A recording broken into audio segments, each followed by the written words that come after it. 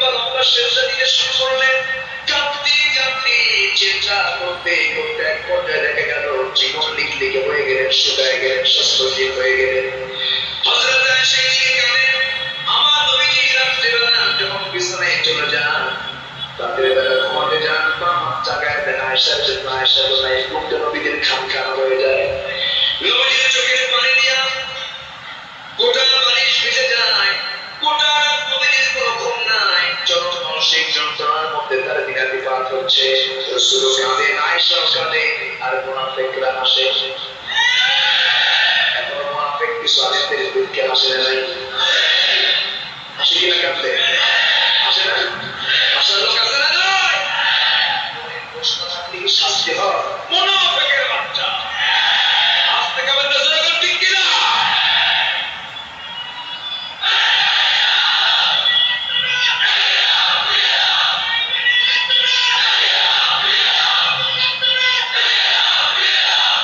মুনাফিক আগেও ছিল, এখনো আছে না নাই? আজ থেকে আমাদের আছে না নয়?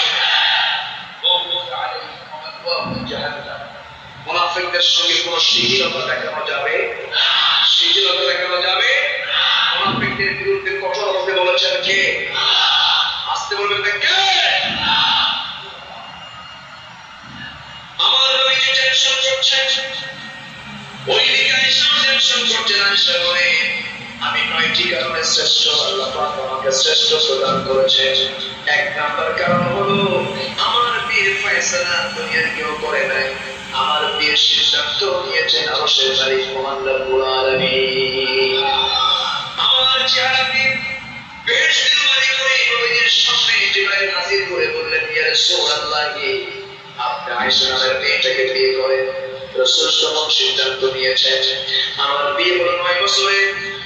9 বছরে বিবাহ হয়েছে আমার। 13 বছরের মধ্যে হয় নবীর ঘরে পদার্পণ করেছি। নাম্বার 4 হলো আমি একমাত্র কুমারী স্ত্রী ছিলাম নবীর জীবনে। নাম্বার 5 হলো আমি জিবরাইলকে নিজের চোখে দেখতে পেরেছি। নাম্বার 6 হলো আমি আর রাসূল যখন একই কাঁথার নিচে অবস্থান করতাম, আল্লাহ পাক জিবরাইলকে সেই সময় ওহী নাযিল করে দেওয়ার জন্য পাঠায় দিতেন। জোরে বলুন সুবহানাল্লাহ। হযরত আয়েশা বলেন আমি নিজেকে ধন্য মনে করি, রাসূল তার জীবনের শেষ সময়টা তিনি অতিবাহিত করেছেন আমার ঘরের মধ্যে। রাসূলকে অসুস্থ দেখতে পেয়ে আমি রাসূলের জন্য বালিশ লাগাই দিলাম। রাসূল বলছেন বালিশ লাগিয়ে দিও না আয়েশা, তোমার রূহটা আমার সামনে নিয়ে আসো। হযরত আয়েশা আমার নবীর জন্য রূহটা বিছায় দিলেন। হযরত আয়েশা বলেন আমি রূহটা বিছায় দিলাম, নবীজি আমার রূহ উপরে মাথা রেখে বলছেন আয়েশা মাথা কেমন যেন যন্ত্রণা করছে, তো মাথায় পানি ঢেলে দাও। নবীজিকে চুলের উপরে বসায় দিলাম। চুলে বসায় দিতে গিয়ে আমার পাটা চুলের পায়ের তলে পড়ে গেল। আমার পা কেটে গেল। একটু আওয়াজ করলাম না, কিন্তু মাথায় যখন পানি ঢালতে নিয়েছি, সেই পানি পড়ে যাওয়ার সঙ্গে সঙ্গে আমার পায়ে রক্তগুলো পড়ে যাচ্ছিল।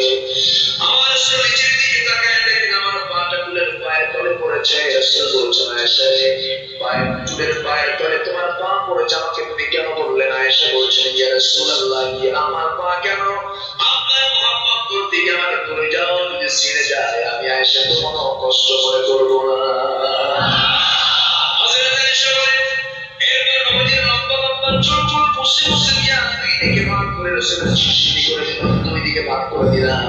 নবীজি আমার উল্টে মাথা রেখে শুয়ে আছেন। যখন সময় বলছেন আয়েশা রে, মুখটা কেমন যেন দুর্গন্ধ মনে হচ্ছে, একটা সঙ্গে দেওয়া যাবে নাকি?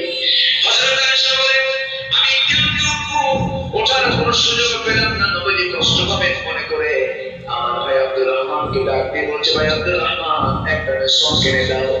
মেশক কিনে দাও। মেশক হাতের মধ্যে নিয়ে দিয়ে আগাটা শক্ত।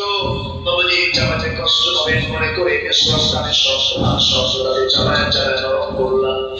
চালায় নরম করে দিতে গিয়া মেশক শুধু মেশক এলাকায় জন্য হয়ে গেল। আমার নবীজিকে যখন হাতের মধ্যে দিয়ে দিলাম, আমার নবীজি মুস্কি হাসি মারলেন। মেশক হাতের মধ্যে নিয়ে সেই মেশক এলাকায় এমন জোরে একটা চশম পাবেন, সেই চশমে তিনি মুস্কি হাসি মারতেছেন। আমি আয়েশা নিজেকে ধন্য মনে করি, রাসূল তার জীবনের শেষ খাবার খেয়েছেন আমি আয়েশা আমার মুখের লালা, আমার মুখের তিনি পান করেছেন। এরপর আমার নবীজি মেশকটা সম্পন্ন করলেন। সম্পূর্ণ করে বলছেন আয়েশা কেমন যেন মনে হচ্ছে আমি দুনিয়া থেকে বিদায় হয়ে যাবো আমার কলিজার টুকরা ফাতিমা কোথায় ফাতিমাকে ডেকে আনো ফাতিমার নাম দেওয়ার সঙ্গে সঙ্গে দরজা খুলে ফাতিমা নবীর সামনে দাঁড়াবে নবীর চোখে যখন চোখ পড়ে গেল ফাতিমা কাঁদতে কাঁদতে অস্থির হয়ে যাচ্ছে রাসূল বলছেন ফাতিমা রে কাঁদিস না এদিকে চলে আয় আমার নবী আস্তে করে তাকে কাছে টেনে নিয়ে কানের মধ্যে মুখ ঢুকায় দিয়া সুন্দর করে বলছেন ওরে ফাতিমা দুনিয়ার জিন্দেগিতে তুই আমার যেমন কাছে কাছে ছিলি বিয়ে দিয়েছিলাম কিন্তু কাজ জানি না আমি তোকে সবসময় আমার কোলের কাছে রেখে দিয়েছি ওরে ফাতিমা তোর পিতা মুহাম্মদ সাল্লাল্লাহু আলাইহি সাল্লাম দুনিয়া থেকে কিছুক্ষণের মধ্যে বিদায় হয়ে যাবে কিন্তু একটা কথা বলে গেলাম ফাতিমা দুনিয়াতে যেমন কাছে কাছে ছিলে মৃত্যুর পরও তুমি আমার কাছে কাছেই থেকে যাবে ওরে ফাতিমা তুমি কেঁদো না এই কথা বলার সঙ্গে সঙ্গে ফাতিমার কান্না বন্ধ হয়ে গেল আশ্চর্য চেহারা নিয়ে দরজার কাছে চলে গেলে দরজায় খুলবেন এমন সময় দরজা খুলতে গিয়ে তিনি ভয় পেলেন দরজা লাগাইয়া দিলেন রাসূল বলছেন ফাতিমা রে